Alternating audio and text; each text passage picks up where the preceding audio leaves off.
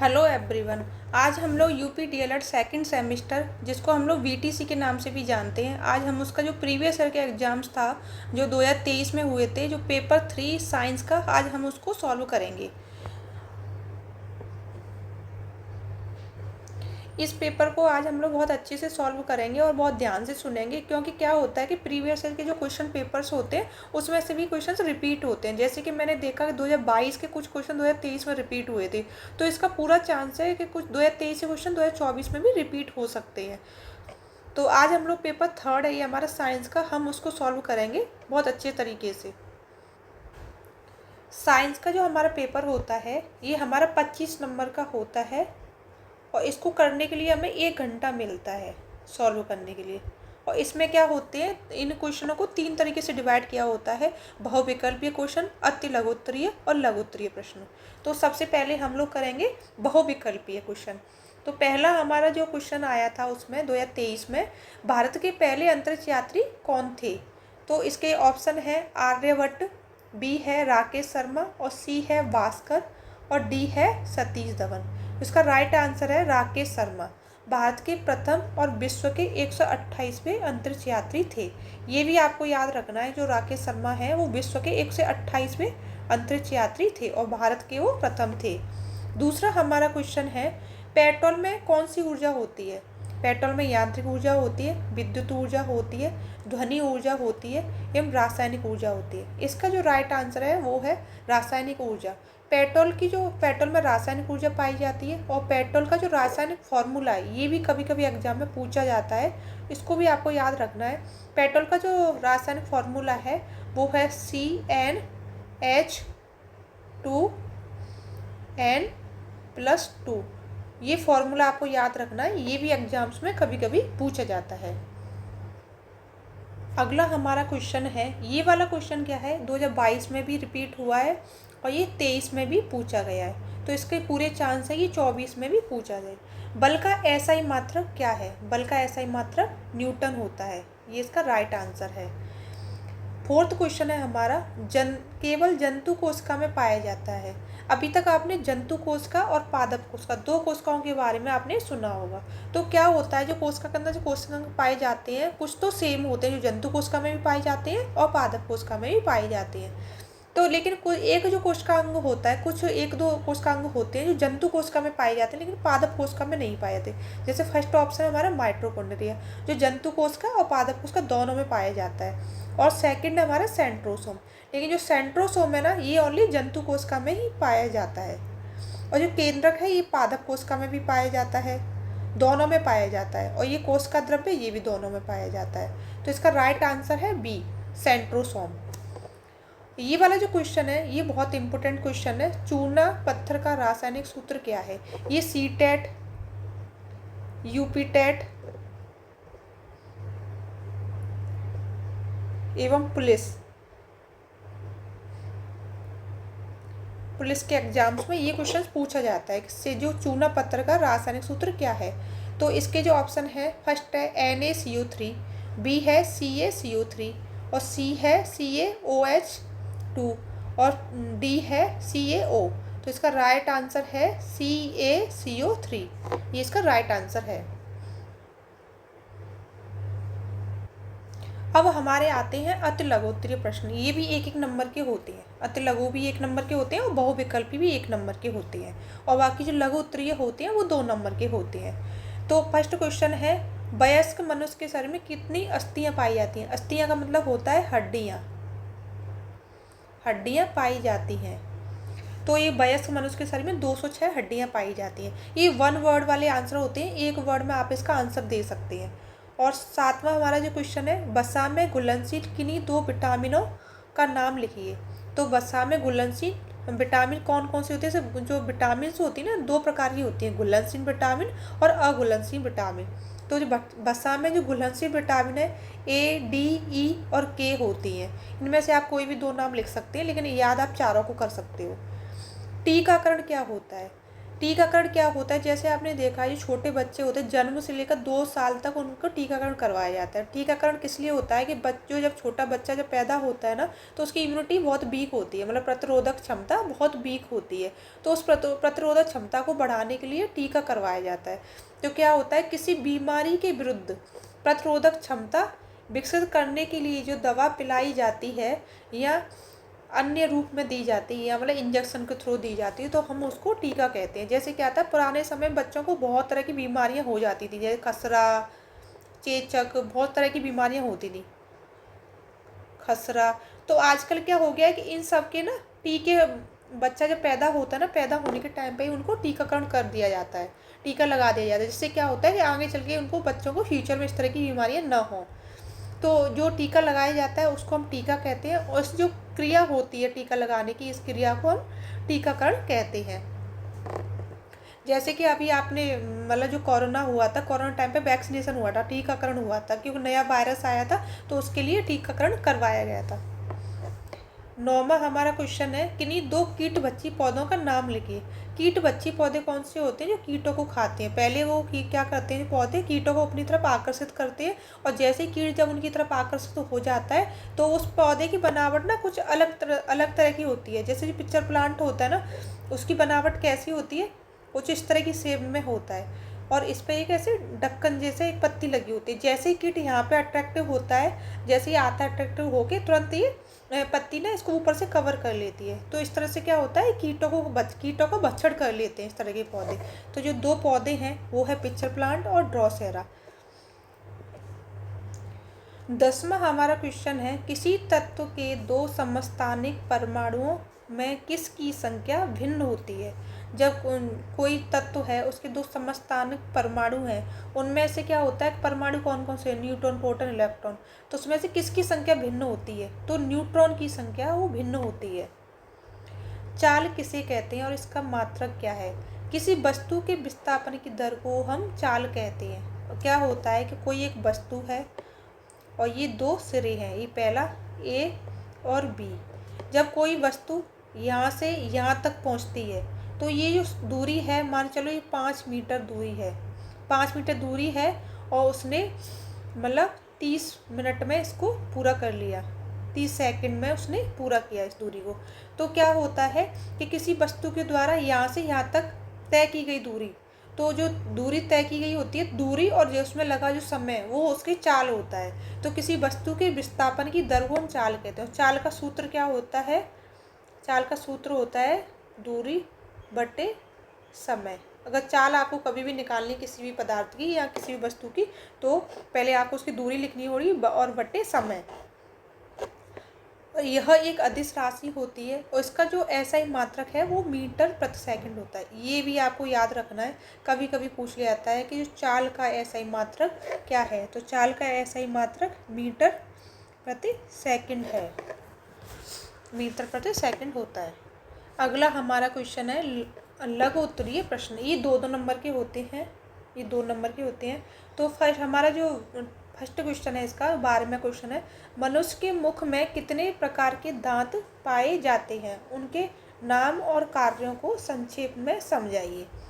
तो इसको क्या होता है कि मैंने इनको इस तरह से इसलिए लिखा है, वो मतलब चाहने को तो मैं इसको ओरली समझा सकती हूँ, लेकिन ओरली समझाने से क्या ना, बच्चों को समझ नहीं आता कि हमें पेपर में कितना लिखना है। तो इसलिए मैंने इसको प्रॉपर लिख के बताया कि आपको ये कितना लिखना है और किस तरीके से लिखना है, जिससे आपको पूरे के पूरे नंबर मिले। तो इसमें क्या होता है, हमें इसको इस प्रकार से लिखना है कि मनुष्य के मुख में 4 प्रकार के दांत पाए जाते हैं। तो एकदम प्रॉपर क्रमबद्ध तरीके से लिखना है। फर्स्ट होते हैं कृतक, कृतक इंसीजर बोलते हैं इनको, ये 8 होते हैं। दूसरे होते हैं रदनक, और तीसरे होते हैं अग्र चवर्णक और चवर्णक। तो ये 8 होते हैं, और ये 4 होते हैं, ये 8 होते हैं, ये 12 होते हैं। इनको हम लोग दाढ़ भी बोलते हैं। ये चवर्णक होते हैं, हम दाढ़ बोलते हैं। तो फर्स्ट कौन से होते हैं, इंसीजर, ये 8 होते हैं। ये कौन से होते हैं, 4 ऊपर होते हैं और 4 नीचे होते हैं। हमारे सामने जो दांत होते हैं, जैसे सामने जो मुंह के दिखाई देते हैं, है ना, जैसे स्माइल करते हैं, सबसे पहले के जो आगे के जो 4 दांत दिखाई देते हैं, वही हमारे कृतक होते हैं, इंसीजर होते हैं। 4 ऊपर होते हैं और 4 नीचे होते हैं। इनका कार्य क्या होता है, भोजन को पकड़ना और उसको छोटे छोटे टुकड़ों में काटना। पकड़ के काटना और कुतरना, जैसे चूहा कुतरता है ना, किसी चीज़ को छोटे छोटे टुकड़ों में तोड़ देना किसी चीज़ को। और ये क्या होते हैं, स्माइल में भी हेल्प करते हैं। मतलब ऐसे होता है ना, हम स्माइल करते तो इन आगे के 4 दांतों से हमारी स्माइल ना बहुत अच्छी लगती है। और ये सामने के जो दांत है ना, हमारी बात करने में भी मदद करते हैं। जैसे कि कुछ जो वर्ड होते हैं, अक्षर होते हैं, उनका उच्चारण करने के लिए क्या होता है कि हमें आगे की दांतों की जरूरत पड़ती है। जैसे हम टी टी बोलते हैं, टी, तो टी में हमारे आगे के 4 दांत दिखाई देते हैं। टी और एल जैसे अक्षरों का उच्चारण करने में भी हेल्प करते हैं। तो हमारे जो आगे के जो 2 दांत होते हैं उनको हम सेंटर इंसीजर बोलते हैं, और उनके जो जस्ट बगल के जो दांत होते हैं दोनों तरफ के, उनको लेटरल इंसीजर बोलते हैं। और दूसरा नंबर है हमारा रदनक। रदनक क्या होते हैं, इनको हम कैनाइन भी कहते हैं। ये 2 ऊपर होते हैं, 2 नीचे होते हैं। जो कृतक होते थे इंसीजर, उसके जस्ट बगल में पाए जाते हैं, दोनों साइड में। 4 ऊपर हमारे होते हैं कृत जो इंसीजर, उन्हीं के जस्ट बगल में 2 ऊपर और 2 नीचे पाए जाते हैं कैनाइन। इनका काम क्या होता है, भोजन को चीरने और फाड़ने का कार्य करते हैं। चीरना क्या होता है कि जैसे कि आप गन्ना खा रहे हो, तो गन्ना को जब आप पहले फाड़ोगे, चीरोगे, तो इन्हीं दांतों की हेल्प से हम गन्ने को हम चीरते और फाड़ते हैं, जैसे कि गन्ना। और ये आपके सबसे लंबे दांत होते हैं। इन दांतों को हम मांसाहारी दांत भी कहते हैं। जो मांसाहारी पशु होते हैं ना, जीव होते हैं, उनमें ये दांत सबसे ज़्यादा पाए जाते हैं। इनकी स्थिति और आकार और कार्य के कारण इनको हम कैनाइन कहते हैं। इनकी जिस तरह की बनावट होती है ना, उसके कारण हम इनका नाम कैनाइन बोलते हैं। तीसरा नंबर है हमारा अग्रचर्वणक, प्रीमोलर। प्रीमोलर ये 8 होते हैं, 4 ऊपर और 4 नीचे पाए जाते हैं। ये क्या होते हैं, प्रीमोलर पहले हमारे इंसीजर होते हैं, फिर कैनाइन होते हैं, उसके जस्ट बगल में पाए जाते हैं प्रीमोलर। तो ये उभरे हुए होते हैं, बाहर की तरफ निकले हुए होते हैं, और आपके मुंह के किनारों पर, आपके कैनाइन के पीछे, मुंह के किनारे जो अंदर की तरफ होते हैं वो कैनाइन के पीछे होते हैं।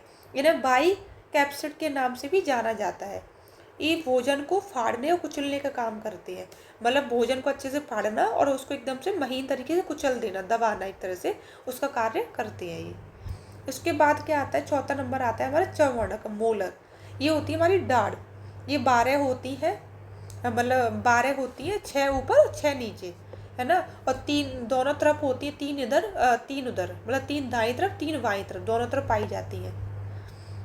ये 6 के जोड़े में होती है, 6 के जोड़े में होती है, और 3 दाई तरफ और 3 बाई तरफ पाई जाती है। ये हमारे मुंह के पीछे की ओर होती है, सबसे पीछे अंदर की तरफ पाई जाती है। ये भोजन को चबाने और पीसने का काम करती है। मतलब ये भोजन को बहुत महीन तरीके से चबा देती हैं और पीसती हैं। इनसे क्या होता है कि इनके चबाने पीसने से क्या होता है, भोजन का जो पाचन है हमारे मुंह में हो जाता है, बहुत अच्छे से मुंह में भोजन का पाचन हो जाता है। ये सबसे बड़े दांत होते हैं। इनकी सतह होती है ना, वो सपाट होती है और हल्की हल्की सी धारियाँ पाई जाती हैं। इन्हें हम 6 वर्षीय दाढ़ भी कहते हैं और 12 वर्षीय दाढ़ भी कहते हैं। और यह भोजन को जब तक कुचलती है जब तक वो निगलने के लायक ना बन जाए। मतलब भोजन को इतना अच्छे से महीन तरीके से पीस देती है कि जब तक वो गले से निगल ना पाए, इतना पीस देती है। इतना चिकना और मतलब महीन कर देती है कि उसको हम आसानी से निगल पाए। एक तीसरे प्रकार की दाढ़ होती है जिसे विजडम टूथ कहते हैं, जिसे हमारी आम भाषा में अक्कल दाढ़ भी कहते हैं। अक्कल दाढ़ कहते हैं। ये मुंह के पिछले कोने में सबसे आखिरी 4 दांत होते हैं। सबसे आखिरी 4 दांत होते हैं, वो काफ़ी एज के बाद ही आते हैं, 30s के बाद ही ये ज़्यादातर आते हैं। अगला हमारा क्वेश्चन है, फसल चक्र से क्या अभिप्राय है। फसल चक्र क्या होता है। फसल चक्र एक ही कृषि क्षेत्र में विभिन्न मौसमों में, अलग अलग प्रकार के जब मौसम होते हैं, सर्दी, गर्मी, बरसात, या विभिन्न प्रकार की फसलें उगाने की प्रक्रिया है। फसल चक्र क्या होता है, एक ही कृषि क्षेत्र है, मतलब एक ही एरिया जहाँ पे तुम्हारी खेत है हमारा, जहाँ पे अलग अलग मौसम में अलग अलग प्रकार की फसलें उगाते हैं। तो इस अलग अलग प्रकार की फसलें उगाने की जो प्रक्रिया है उसको हम फसल चक्र कहते हैं। विभिन्न प्रकार की फसलें, जैसे भारी नाइट्रोजन की मांग वाले पौधों की फसल, कम नाइट्रोजन की मांग वाली फसलों जैसे फलियाँ। कोई कोई पौधे होते हैं ना, नाइट्रोजन की ज़्यादा मांग होती है, कोई कोई होते हैं ना नाइट्रोजन की मांग कम होती है। को के साथ एक ही चक्र में उगाया जाना, मतलब एक ही खेत में अलग अलग मौसम में उसको उगाए जाना, ये फसल चक्र होता है। इससे फसल चक्र से क्या होता है, मृदा की उर्वरकता में वृद्धि होती है। जो मृदा की जो हमारी फर्टिलिटी होती है उसमें वृद्धि होती है। फसल चक्र तकनीकी का मुख्य उद्देश्य क्या होता है? फसलों को उगाने के लिए मिट्टी की गुणवत्ता में सुधार करना, जो हमारी मिट्टी है उसकी गुणवत्ता में सुधार करना, और उसमें पोषक तत्वों के स्तर को संतुलित करना, जो हमारी मिट्टी में पोषक तत्व जो कम हो जाते हैं उनका संतुलन बनाए रखना। हर जगह मतलब मिट्टी में हर जगह बराबर पोषक तत्व होने चाहिए, उसका ये संतुलन बनाए रखने में हेल्प करती है। मिट्टी के कटाव को कम करना, कभी कभी क्या होता है बरसात के कारण मिट्टी कट जाती है, तो एक स्थान से बह के दूसरे स्थान पर चली जाती है, तो उस कटाव को ये रोकती है। मिट्टी के भौतिक एवं रासायनिक संतुलन को बढ़ाने बढ़ाए बढ़ाने में मदद करना, मिट्टी के अंदर जो भौतिक और रासायनिक जो संतुलन है उसको बढ़ाए रखने में मदद करती है, और मिट्टी की उर्वरता को बेहतर बनाती है, मिट्टी की जो उपजाऊ शक्ति है उसको बेहतर बना देती है। और क्या होता है फसल चक्रण से, मतलब खेत में अलग अलग तरह से फसलें उगाने से ये सब चीज़ें हमारी जो खेती है उसमें पाई जाती हैं। और दूसरा पॉइंट है हमारा कीट और रोगों का नियंत्रण। फसल चक्र से हम कीटों और बीमारियों को प्रभावी ढंग से नियंत्रण कर सकते हैं। जैसे क्या होता है कि हमारी किसी एक फसल में कोई कीट लग गया तो हमने उसमें दवा का छिड़काव कर दिया, फिर अगली बार जैसे हमने दूसरी फसल की तो क्या होगा, वो जो दवा हमने छिड़की थी उससे क्या होगा, नई जो फसल होगी उसमें भी उससे असर आएगा और कीट द्वारा से उसमें नहीं लगेगा। खरपतवार का प्रबंधन क्या होता है, फसल के साथ में काफ़ी सारा खरपतवार उगाता है, तो क्या होता है फसल चक्र खरपतवारों के जीवन चक्र को बाधित कर देता है, मतलब बार बार पे जो खरपतवार उगता है उसको वो ख़त्म कर देता है, रोक देता है उससे होने को। तो खरपतवार के प्रबंधन में महत्वपूर्ण भूमिका निभाता है फसल चक्र। फसल चक्र से क्या होता है कि जो खरपतवार का जो बार बार उगना है वो बंद हो जाता है। अगला हमारा चौथा पॉइंट है बढ़ी हुई फसल की उपज। जो आजकल फसल की उपज है ना काफ़ी बढ़ रही है, तो वो किस कारण से बढ़ रही है? फसल चक्र के अभ्यास से फसल की पैदावार में वृद्धि हो रही है, क्योंकि यह पोषक तत्वों से भरपूर मिट्टी के वातावरण को बढ़ावा देता है। क्या हो रहा है, हमारी जो मिट्टी है उसको पोषक तत्व भरपूर पाए जा रहे हैं, जिससे क्या हो रहा है फसल मतलब हमारी जो फसल है वो बहुत ज़्यादा हो रही है, उसकी पैदावार बढ़ रही है, जो इष्टतम पौधों के विकास के लिए अनुकूल है। कुछ स्पेशल पौधे होते हैं उनके विकास के लिए भी अच्छी होती है। अलग अलग पोषक तत्वों की आवश्यकताओं के साथ फसलों को रणनीतिक रूप से घुमाने से मिट्टी अपनी उर्वरता शक्ति बनाए रखती है, जिससे स्वस्थ एवं अधिक मजबूत फसलें उगाई जाती हैं। मतलब कहने का तात्पर्य ये है कि अब कृषि में भी आपको टेक्निकल चीज़ों का यूज करना है और थोड़ा सा दिमाग लगाना है, उसके हिसाब से फसलें बदल बदल के आपको उगानी है कि किस फसल के बाद आपको कौन सी फसल उगानी है, तो उसका भी आपको थोड़ा मतलब होता है ना अच्छे तरीके से सोच समझ के फसल उगानी है, जिससे क्या होता है कि आपकी मिट्टी में पोषक तत्व भी बने रहे और आपकी जो होता है ना फसल के जो मिट्टी की उर्वरता शक्ति भी बनी रहे और फसल की जो पैदावार है उसमें भी वृद्धि हो। लास्ट हमारा पॉइंट है खाद्य एवं पेय में फसल चक्र का विकास। समय के साथ फसल चक्र की अवधारणा आधुनिक कृषि तकनीकों मतलब क्या है, अब आज के समय में क्या है कृषि में बहुत सारी टेक्निकल जो इंस्ट्रूमेंट्स का यूज होने लग गया है, कई अलग अलग तरह की तकनीक यूज करने लग गए हैं। वैज्ञानिक अनुसंधान और कृषि के ऊपर काफ़ी सारे और वैज्ञानिक अनुसंधान कर रहे हैं। बीज की जो वैरायटी है कि फसल की जो पैदावार है उसके ऊपर रिसर्च की जाती है, जिससे होता है ना वो अच्छी से अच्छी फसल कैसे उगाएं। तकनीकी प्रगति को शामिल करने के लिए विकसित हुई है, और मतलब होता है ना कि जो किसान है उसका शारीरिक जो श्रम होता है उसको कैसे कम किया है, टेक्निकल चीज़ों को किस तरह से उसमें यूज किया जाए, टेक्निकल तरीके से जो खेती है उस पर ध्यान दिया जा रहा है। सटीक कृषि और कृषि की पारिस्थितिकी मतलब कृषि जहाँ पे हम करते हैं उसका जो इकोसिस्टम है वहाँ आसपास का जो वातावरण है वो किस प्रकार का है, उस वातावरण को किस तरह से मेंटेन किया जाए। अब इन सब चीज़ों पे क्या हो रहा है बहुत ज़्यादा विचार विमर्श हो रहा है कि अपनी खेती को हम अच्छी से बेहतर कैसे बनाएं, और टिकाऊ खेती प्रथाओं को एकीकरण ने F&B उद्योग में फसल चक्र के महत्व को और बढ़ा दिया है, जिससे यह टिकाऊ और संसाधन कुशल खाद्य उत्पादन की आधारशिला बन गया है।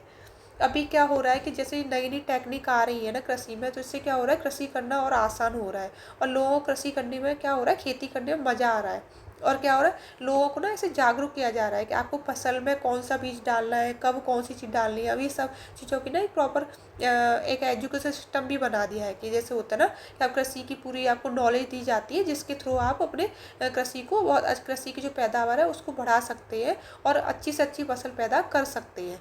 और क्या हो रहा है कि आजकल हमारे जो वैज्ञानिक है वो भी इस पर रिसर्च कर रहे हैं कृषि पर। अगला हमारा क्वेश्चन है, ऊर्जा किसे कहते हैं, विभिन्न प्रकार की ऊर्जाओं का संक्षिप्त वर्णन कीजिए।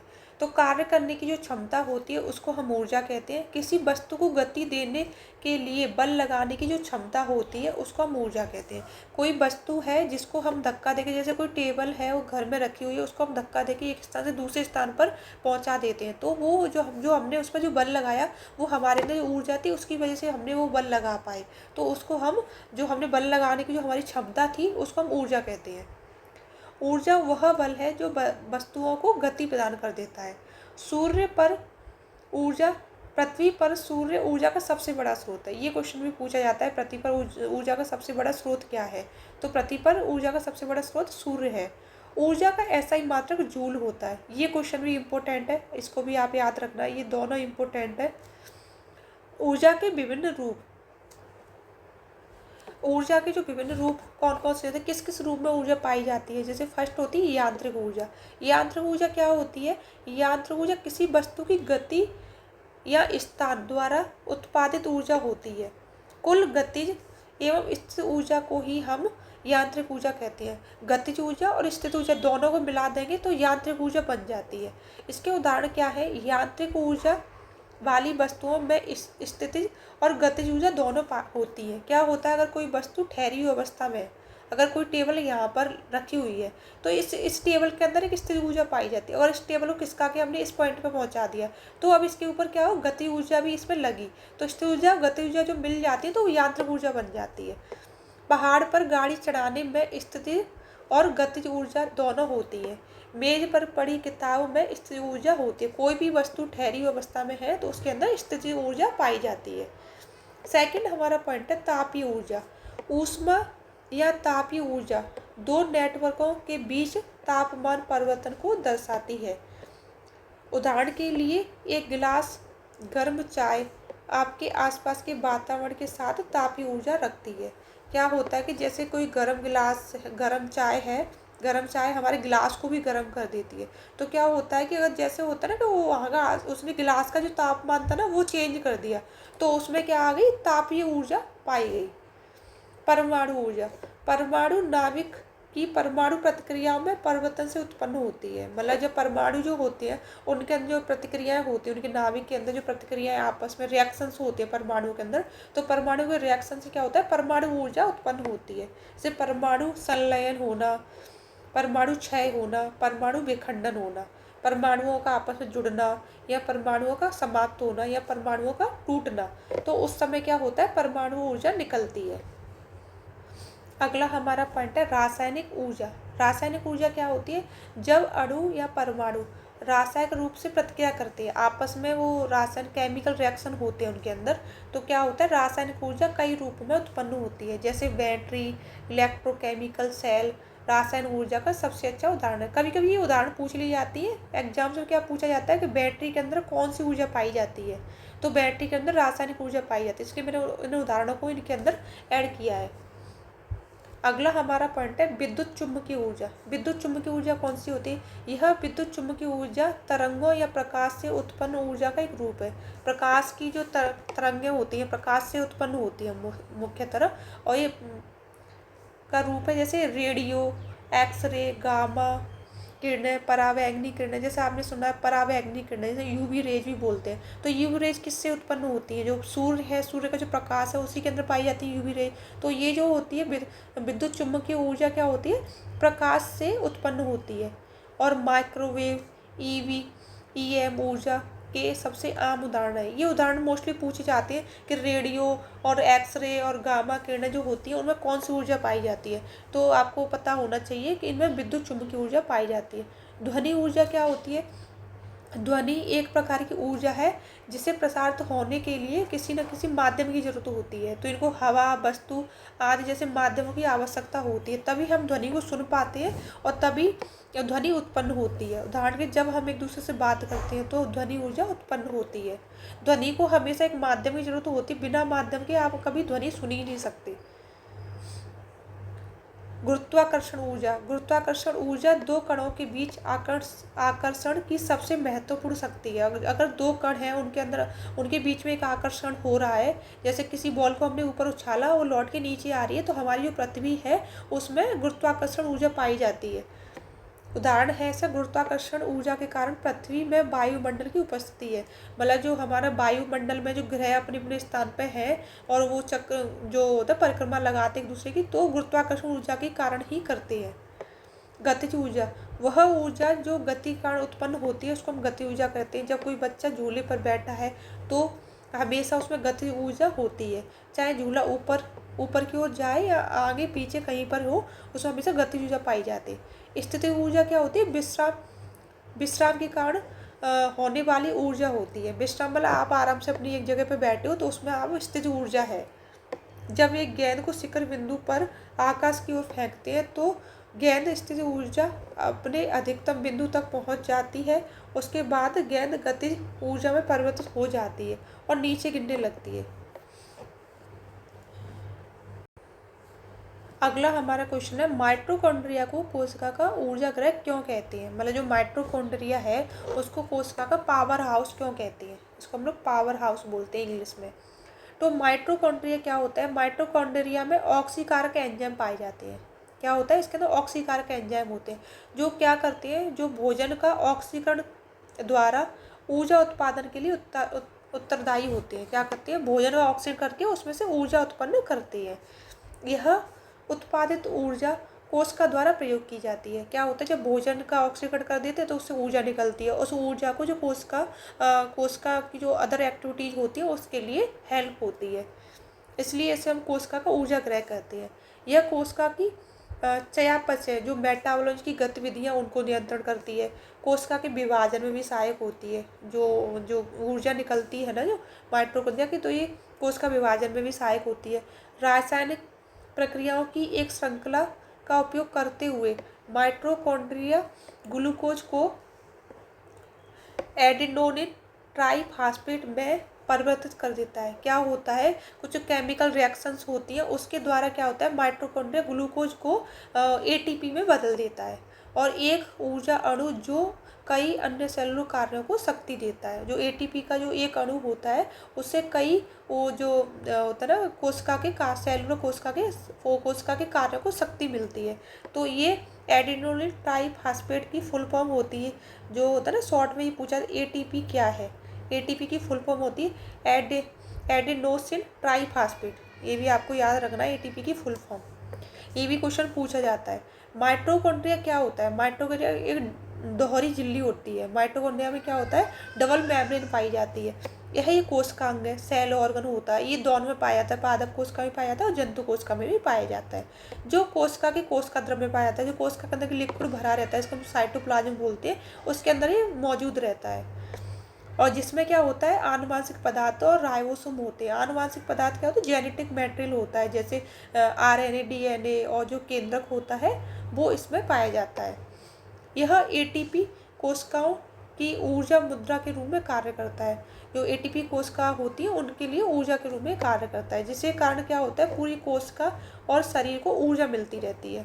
इसी की वजह से क्या होता है, हमारी जो कोशिका है उसको ऊर्जा मिलती रहती है।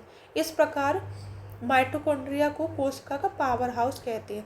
कहने का तात्पर्य ये है कि जो हमारी सेल्स होती हैं उनके अंदर एक माइटोकॉन्ड्रिया पाया जाता है। वो सेल ऑर्गन होता है जो क्या होता है, जो हम भोजन ग्रहण करते हैं उसका ऑक्सीकरण करके उसको ऊर्जा में बदल देता है। तो जैसे हम कहते हैं ना, हमें भोजन से ऊर्जा कैसे मिलती है, या मतलब भोजन से हमें ऊर्जा जो मिलती है उसको ट्रांसफ़र कौन करता है? तो क्या होता है, जो माइटोकॉन्ड्रिया होता है उसका यही कार्य होता है कि जो हमने भोजन ग्रहण किया है उसका ऑक्सीकरण करके उसको ऊर्जा में बदल देना। तो इसलिए हम इसको, और इसमें क्या होता है, माइटोकॉन्ड्रिया में ऊर्जा स्टोर भी रहती है ना। तो इसलिए हम माइटोकॉन्ड्रिया को ऊर्जा कोशिका का पावर हाउस कहते हैं। अगला हमारा क्वेश्चन है, धातु की किन्हीं 4 विशेषताओं के बारे में बताना है। धातुओं की क्या क्या विशेषताएं होती हैं। तो धातु की क्या विशेषता होती है, ऊष्मा और बिजली के अच्छे संवाहक होते हैं। जितने भी आपने बिजली वगैरह के तार देखे होंगे वो धातु के बने होते हैं, क्योंकि इसमें क्या होता है कि बिजली अच्छे से बिजली का संवहन हो सकता है। वही तन्य होते हैं, तारों को मतलब कितना भी खींच सकते हो, कितना भी महीन पतला बना सकते हो, कितना भी लंबा खींच सकते हो, धातु को ये बहुत अच्छे से बना सकते हो। और आघात वर्ध होते हैं, मतलब इनको हथौड़े से खूब पीटा जा सकता है, मतलब कितना भी इनके ऊपर आघात किया जा सकता है, मतलब ये टूटते नहीं है, इस तरह के होते हैं। पतले हो जाते हैं अथवा पीटे जा सकते हैं, लेकिन ये टूटते नहीं। जैसे क्या होता है कि कांच की कोई भी चीज़ है, आप उसको अगर थोड़ा हथौड़ा मारोगे वो टूट जाएगी और उसको तुम खींच नहीं पाओगे। लेकिन धातु की जो चीज़ें होती हैं ना, जैसे एल्युमिनियम, तांबा, इन सबको क्या होता है कि आप मतलब कितना भी खींच सकते हो, है ना, तार बना सकते हो, हथौड़े से पीट सकते हो। धातुओं कमरे का जो तापमान पर ठोस होती है, पारा को छोड़कर यह द्रव अवस्था में पाई जाती है। हाँ, ये क्वेश्चन सबसे इम्पोर्टेंट है। पारा क्या है ये पूछा जाता है। पारा क्या है ना, वो लिक्विड जैसा दिखाई देता है। जितना भी हमने देखा वो थर्मामीटर का पारा पाया जाता है, तो पारा तो हमने लिक्विड जैसा देखा, लेकिन पारा क्या होता है, वो धातु है। ओनली पारा है जो लिक्विड दिखता है, लिक्विड जैसा दिखता है, लेकिन वो धातु होती है। धातु क्या होती है, धातु का आप लिक्विड भी बना सकते हो, लेकिन उसको पहले गर्म करना पड़ता है। और लेकिन जो नॉर्मल जो टेम्परेचर होता है, जो हमारे रूम का टेम्परेचर, उसमें वो ठोस होती है। उच्च तन्यता शक्ति होती है इनमें, कितना भी आप इसको तान सकते हो, कितना भी पतला बना सकते हो, कितना भी खींच सकते हो। आमतौर पर ये चमकदार होती है, जैसे कि आपने एल्युमिनियम, पीतल, इन सबको देखा होगा, बहुत चमकीली होती है एल्युमिनियम, पीतल वगैरह। धातुओं के उपयोग, धातु के हम कहाँ कहाँ उपयोग करते हैं, ऑटोमोबाइल में करते हैं, मशीनरी में करते हैं, ट्रेन, उपग्रह, हवाई जहाज, औद्योगिक गैजेट्स, जो आजकल फ़ोन वगैरह जो बनाए जाते हैं, टेलीविज़न वगैरह, उस सब में इसका उपयोग किया जाता है। तारों में, विद्युत उपकरणों में, सर्किट्स में, कई अन्य चीज़ों को बनाने में इनका उपयोग होता है। बर्तन, पानी, बॉयलर बनाने के लिए भी इनका उपयोग किया। जग जग बनाने से रोकने के लिए भी इनका उपयोग किया जाता है, मतलब किसी बर्तन में, किसी चीज़ में इनकी जंग ना लगे उसके लिए भी इसको मतलब इसका यूज किया जाता है। थर्मामीटर बनाने में भी इसका उपयोग किया जाता है। मैं बताया ना, थर्मामीटर में पारे का यूज होता है ना, लेकिन पारा एक धातु है। देखने में वो लिक्विड लगता है, लेकिन पारा एक धातु है। वो उसमें क्या होता है, द्रव अवस्था के अंदर होता है। अगला हमारा क्वेश्चन है, क्वेश्चन नंबर 17। ध्वनि प्रदूषण क्या है। ध्वनि प्रदूषण के हानिकारक प्रभाव समझाइए, मतलब ध्वनि प्रदूषण से क्या क्या हानियाँ होती हैं।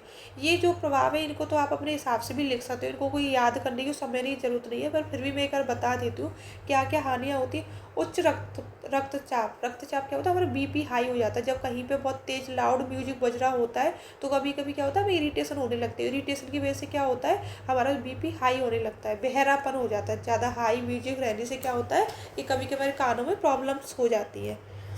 और जो नींद चक्र को भी हमें जो नींद आ रही होती है सही टाइम से, नींद हमारी बिगड़ जाती है ध्वनि प्रदूषण की वजह से। जब कहीं ज़्यादा मोटर वाहनों की आवाज़ होती है तो हमारी नींद डिस्टर्ब हो जाती है। और ये संज्ञानात्मक कार्य में बाधा डालता है, जैसे कि हम पढ़ाई वगैरह कर रहे हैं या कोई सीरियस अपनी चीज़ें कर रहे हैं, ध्यान वगैरह लगा रहे हैं, तो ये ध्वनि प्रदूषण के कारण क्या है, हम इन चीज़ों को नहीं कर पाते, मतलब ध्यान नहीं लगा पाते, पढ़ाई नहीं कर पाते। और चिड़चिड़ापन होता है, और उच्च तनाव, बहुत स्ट्रेस आने लगता है, इरिटेशन और स्ट्रेस होने लगता है ध्वनि प्रदूषण के कारण। पशुओं पर क्या असर पड़ता है ध्वनि प्रदूषण का। प्रजनन व्यवहार को भी प्रभावित करते हैं। जो उनका क्या होता है, रिप्रोडक्शन सिस्टम होता है, सही टाइम से उनका मतलब रिप्रोडक्शन होना चाहिए, वो नहीं हो पाता। जो रिप्रोडक्शन की जो साइकिल है ना, वो उनकी वो बिगड़ जाती है। सुनने की क्षमता में कमी आ जाती है। और असामान्य पशु व्यवहार, मतलब पशु ना अजीब तरीके का व्यवहार करने लगते हैं। जो कुछ अध्ययनों से पता चला है कि व्हेल की कुछ प्रजातियां सोनार के संपर्क में आने के बाद समुद्र तट पर आ जाती है। क्या होता है कि समुद्र में हमारी व्हेल मछलियाँ पाई जाती हैं, तो वहाँ पे सोनार भी है, सोनार की जैसे ही संपर्क में आती है तो बाहर निकलने लगती है, तो समुद्र तट पर आ जाती है अजीब, जबकि वो पानी के अंदर रहती है व्हेल मछली। अगला हमारा क्वेश्चन है, लास्ट क्वेश्चन है ये, सौर परिवार को सचित्र समझाइए। इसके चित्र समेत सौर परिवार को हमें बताना है। जो सौर मंडल होता है उसमें 8 ग्रह होते हैं। सौर मंडल में सूर्य और खगोलीय पिंड शामिल होते हैं, जो इस मंडल में एक दूसरे को गुरुत्वाकर्षण बल द्वारा बंधे रहते हैं। मतलब क्या होता है, हर जो सौर मंडल होता है उसमें जितने भी ग्रह होते हैं उनके अंदर गुरुत्वाकर्षण बल की वजह से वो क्या होते हैं, अपने अपने स्थान पर ही बंधे रहते हैं। अगर गुरुत्वाकर्षण बल ना हो तो वो होता है ना, आपस में सारे पिंड टकराने लग जाए और विस्फोट हो जाएगा उनमें। इसलिए कि उनमें गुरुत्वाकर्षण बल पाया जाता है, इसलिए वो अपने स्थान पर अच्छे से व्यवस्थित रहते हैं। सौर परिवार में सूर्य, ग्रह, उपग्रह, उल्कापिंड, क्षुद्र ग्रह और धूमकेतु आते हैं। सूर्य इसके केंद्र में एक स्थित एक तारा होता है जो सौर परिवार के लिए ऊर्जा और प्रकाश का स्रोत होता है। पृथ्वी से इसकी दूरी 149 लाख किलोमीटर है। सूर्य प्रकाश को पृथ्वी पर आने में 9 मिनट 18 सेकंड लगती है। ये चीज़ भी आपको याद रखनी है कि जो पृथ्वी पर सूर्य का जो प्रकाश है उसको पृथ्वी पर आने में कितना समय लगता है। ये आपको याद रखना है, ये क्वेश्चन कभी कभी पूछा जाता है। 8 मिनट और 18 सेकंड लगते हैं प्रकाश को पृथ्वी पर आने में। चंद्रमा द्वारा पृथ्वी के चारों ओर घूमने में लगा समय। चंद्रमा पृथ्वी के चारों ओर घूमता है तो उसको कितना समय लगता है पृथ्वी के चारों ओर घूमने में, तो 27 घंटा 7 मिनट और 43 सेकंड लगते हैं। ये दोनों क्वेश्चंस को आपको याद रखना है, ये क्वेश्चंस भी पूछे जाते हैं। और एक इसको याद रखना है, सौर मंडल में कितने ग्रह हैं। सौर मंडल में 8 ग्रह होते हैं।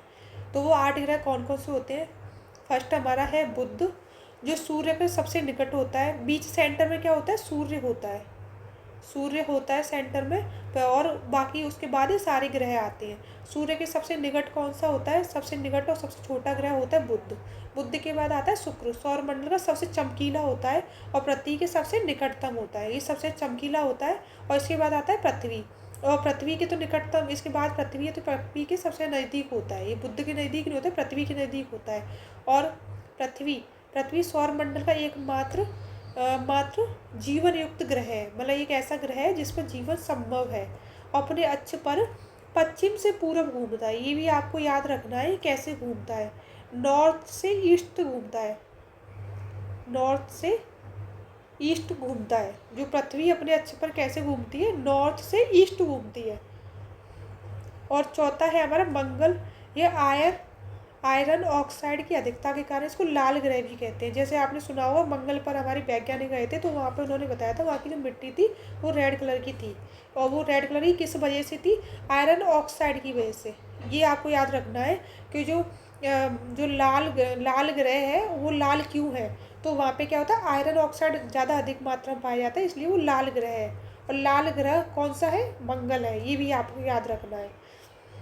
बृहस्पति, पांचवा है हमारा बृहस्पति। सौरमंडल का सबसे बड़ा ग्रह है जिसका रंग पीला है, ये पीले रंग का होता है। उसके बाद है शनि। बृहस्पति के बाद सौरमंडल का सबसे बड़ा ग्रह होता है शनि। बृहस्पति के बाद सबसे बड़ा है सौरमंडल का सबसे बड़ा ग्रह है शनि। उसके बाद आता है अरुण, यूरेनस। इसकी खोज हमारे विलियम हर्शेल ने की थी 1781 में। किसने की थी, विलियम हर्शेल ने। और हमारा लास्ट है वरुण, सौरमंडल का 8वां ग्रह है और सबसे दूर स्थित ग्रह है।